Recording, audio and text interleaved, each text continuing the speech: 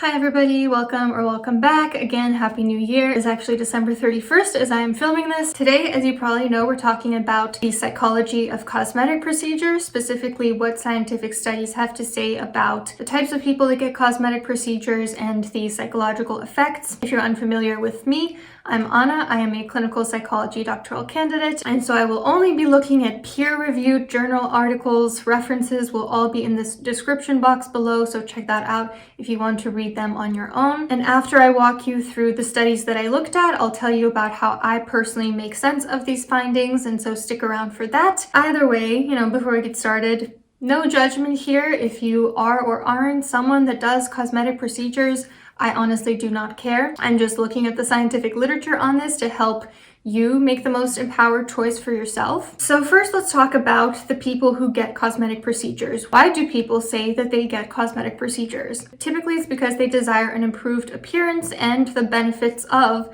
an improved appearance. There's something called the halo effect, which is where people who are perceived as more attractive have more advantages, such as being perceived as more intelligent, competent, kind, funny.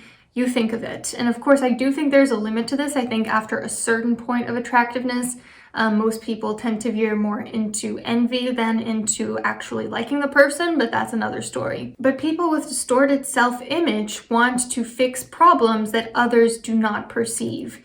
And BDD is actually estimated to be at play in about 7 to 15% of those who seek cosmetic procedures. Some correlated variables with people who undergo cosmetic procedures. One is, of course, body dissatisfaction. It stands to reason that if you're dissatisfied with your body, you're going to try to do things to fix it. Body dissatisfaction is essentially the feeling of discrepancy between your actual body and the ideal body as you see fit. Young women who are satisfied with their bodies are the least likely to desire bodily change, and that certainly makes sense if you feel good about yourself, or if the things that you don't like about yourself don't really have that much of an impact on your life. Of course, you're probably not going to go to the extreme cost and length of getting your body significantly changed. Lower self-esteem is also correlated with people who get cosmetic procedures, as well as higher rates of mental health issues. Prospective cosmetic surgery patients tend to have higher rates of mental health problems, depression, anxiety, self-harm, SI, substance abuse, and eating problems. On average, they have more of these mental health problems than non-patients. Weight is also correlated with who tends to get cosmetic procedures. Both heavier and lower weights are correlated with trying to get cosmetic procedures. So it's kind of a U-shaped bell curve between your desire for a cosmetic procedure and your weight. It kind of makes sense. If you are at a very large weight, that's obviously something that is very stigmatized and shamed in our society. So of course, those people are going to feel very distressed and want to change their body. And if you are at a very low weight, there's a higher possibility that maybe you have a restrictive ED and that could be part of the reason why you are seeking to further change your body. Bullying and teasing are also associated with wanting to get cosmetic procedures because they are correlated with worse body image and depression. And there are some personality variables at play. A study by Takatsuji and colleagues found that people who have a facial deformity and seek cosmetic solutions start off with higher levels of hysteria on the MMPI scale. That's basically just attention-seeking behaviors. Is pretty correlated with having physical complaints about your body. Psychasthenia, which is just the tendency towards distress, the tendency towards mental health issues, and social introversion, as well as depression, although arguably some of these are more symptoms than personality traits. I didn't find as much on personality as I would have liked to. Another really important predictor is social media exposure. In a study by Walker and colleagues, in a study of 118 young women aged 18 to 29 years old, they wanted to see whether exposure to social media images where the people involved had facial cosmetic enhancements would increase the desire for cosmetic surgery among the participants. And the results showed that yes, viewing images of women who have undergone cosmetic enhancements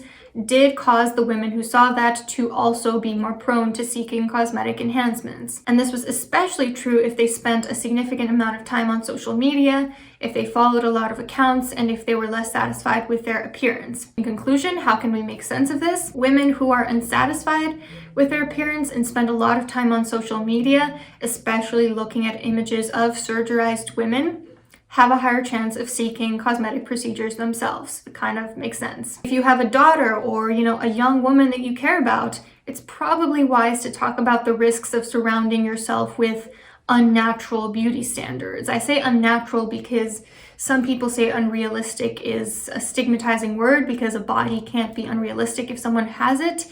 But certainly it can be unnatural in the sense that it has been modified by man. And if you find yourself having a poorer body image, it's probably a good idea to limit the amount of time that you spend on social media and the types of images that you surround yourself, not surrounding yourself with very triggering images. Again, this is kind of common sense. And gender is also obviously very correlated with people who want to get cosmetic procedures. Women are overwhelmingly the ones that seek out cosmetic enhancements. Many studies don't even explain why it is that they're primarily speaking about and exploring women specifically. Some mention that they were trying to look more globally regardless of gender, but they just didn't have enough male participants. But the bottom line is this: women get it worse when it comes to beauty standards and other general social stress, such as having to worry about safety in public spaces, experiencing sexism, and so on. But although men who undergo cosmetic procedures are a minority, they basically have the same predictors as women: lower ratings of body image satisfaction, increased amount of time watching media, increased amount of time on social media, higher degrees of masculine gender role stress.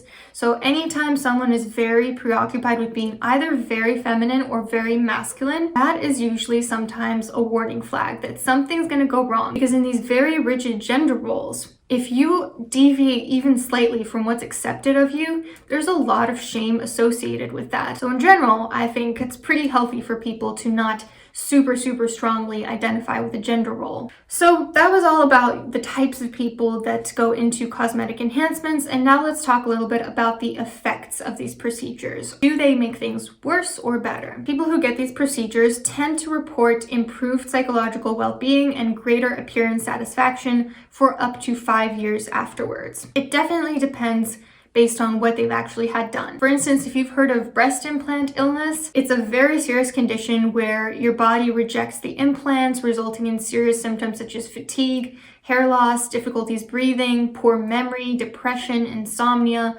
list goes on. And although the rate of this happening when you get breast implants is 1%, you can decide for yourself whether that's too risky or not, because for me, a 1 in 100 chance of such a serious and long-term complication is more than I personally would ever take. And so you can imagine someone has to be in a significant amount of distress about their body to put themselves through that. A study by Soest, I don't know if I'm pronouncing that correctly, Soest and colleagues of 155 female patients found that they experienced improvement in body image and a small but statistically significant improvement in self-esteem. There were no improvements to the psychological problems after the enhancement, but the fewer the psychological problems they had beforehand, the greater their satisfaction afterwards and the greater their self-esteem boost afterwards. This is interesting. Some conclusions that we can draw from this is, first of all, cosmetic procedures may help improve your body image, but they will not solve your psychological issues. So if your body issues stem from a psychological problem such as BDD, social anxiety, and ED, OCD, depression, a personality disorder, and so on, those issues will still be there after the procedure. You need to address those separately from just throwing a band-aid on a problem. And while there can be improvements in body image, these do not hugely affect self-esteem, as body image is ideally, in a lot of people's cases, only a fraction of their self-esteem. Cosmetic procedures will not fix your self-esteem issues, even if it may slightly bump it up. If you do have significant mental health issues, you may want to reconsider cosmetic procedures because they will not resolve anything, and you may have worse outcomes than your peers with fewer mental health struggles. This has been confirmed by other studies as well consistently. Individuals with BDD who engage in cosmetic enhancements as a way to treat their symptoms often have very negative outcomes, such as being even more dissatisfied, being unhappy with the surgery, and showing even higher levels of psychopathology and lower self-esteem. In a different study by von Soest that spanned thousands of Norwegians, but these were only women, so again, they didn't find enough men to do the study on. They found that although cosmetic surgery may improve your satisfaction with a particular body part, it again does not alleviate your mental health problems, and on the contrary, your mental health issues may actually increase if you already had them to begin with. In conclusion, if you have mental health issues and you seek cosmetic procedures, you may slightly improve the bodily concern, but you could actually make your mental health worse off. If you have a mental health issue entwined with your desire for a cosmetic procedure, I seriously encourage you to maybe think twice, because you could much more effectively resolve both the psychological problem and your dissatisfaction with the specific body part through something like therapy and medication, rather than by going under the knife or sticking a needle in it. In a different study by Bonnell and colleagues, they found that an unexpected consequence of cosmetic procedures can be negative stigma. It's interesting because, like I mentioned, the halo effect, a lot of people think that if they become more attractive, they're going to reap social benefits of that. But unfortunately, not always. Sometimes it can actually make the social consequences quite harmful. So in the study, participants were rated on warmth, competence, morality, and humanness. And women seeking plastic surgery were overwhelmingly perceived as less warm, less competent, less moral, and less human. This was moderated by physical attractiveness.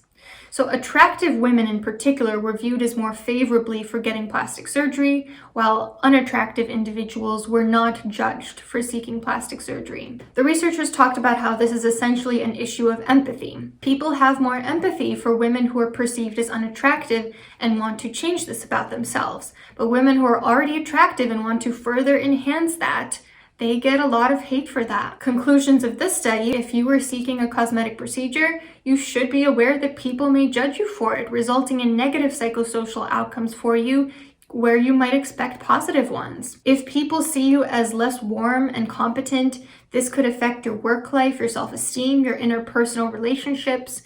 If people perceive you as less human and less moral, this can also affect your relationships, the respect that you garner from people, the compassion that you get from them, and your general psychological needs not being met. Now, I've mentioned this study before by Takatsuji and colleagues of 119 patients who had genuine cosmetic deformities. So these patients got orthognathic surgery. I don't know how to pronounce that. They got orthognathic surgery for jaw deformities. And they took the MMPI, which is a personality test, and their scores for depression, hysteria, psychasthenia, and social introversion were higher than other people before the surgery. And their hypomania scale was slightly lower, which doesn't mean too much. It just means compared to the control group, they weren't manic. The cannot say scale, which is a scale that basically counts the number of omitted items in the personality test, and that can be reflective of things like defensiveness, confusion, obsessiveness, hostility, paranoia, etc. The depression scale and the hysteria scale all significantly decreased after the surgery. So basically what this means is people's defensiveness or obsessiveness or confusion or hostility and their depression and their attention-seeking behaviors did decrease after they got fixed the issue that was causing them distress because they had a genuine deformity. In conclusion, when done to correct actual observable medical deformities, not slight asymmetry or perceived insecurity, cosmetic procedures can decrease depression and hysteria. So those were the studies that I looked at, and how do I make sense of these to just kind of walk you through this more informally. The way I see it, based on these studies, if you have a genuine observable deformity, there's nothing wrong with getting that cosmetically resolved. The science shows that chances are you'll be pretty satisfied with the end result, although it's less likely to happen if you have mental health struggles going into it. But it's extremely subjective where we draw the line between an objective deformity and a perceived deformity.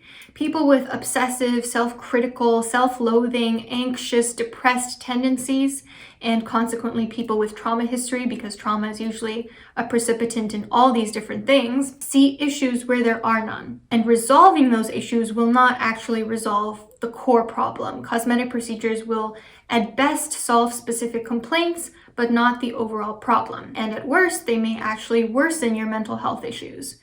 A far better approach is to seek treatment for the mental health issues underlying the physical complaints, or at least do that while you're also getting the cosmetic procedure. If this is the case for you, if you have mental health struggles contributing to your reasons for wanting a cosmetic procedure, I highly recommend you work with a therapist to address whatever self-esteem, body image, bullying, social media effects, anxiety, depression, gender-related issues, and so forth that you may have. The goal in such a therapy, I would imagine, is probably building up your core self-esteem so that it's not so dependent on fleeting or superficial or perception-dependent factors. Because otherwise, like I said, it's just a band-aid. If the mind found one complaint where there wasn't one, it will find another one once that initial complaint gets resolved.